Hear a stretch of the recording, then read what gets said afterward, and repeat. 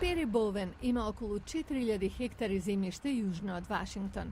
Како и многу земјоделци, скептичен е дека загадувањето од човекот е причина за климатските промени.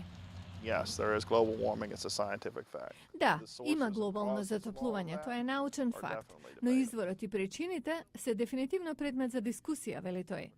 Боуен смета дека затоплувањето е дел од природен циклус, дека климатските промени не се закана по човештвото, туку самата легислатива за нив, затоа што планира намалување на емисијата на штетни гасови преку зголемување на цената на бензинот, јагленот и други фосилни горива, а земјоделството користи многу енергетски ресурси.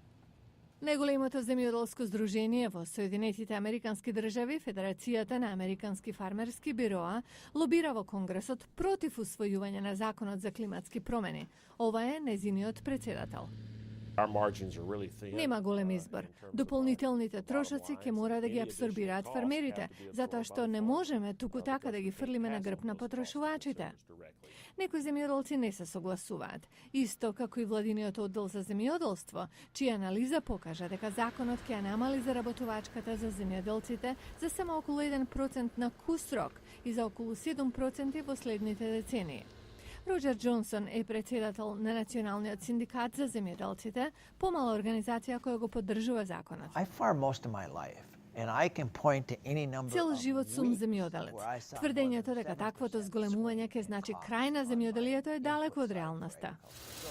Џонсон смета дека земјоделците треба да размислат за идните генерации, во време кога Конгресот, но и светот собран во Копенхаген, дебатираат за климатските промени.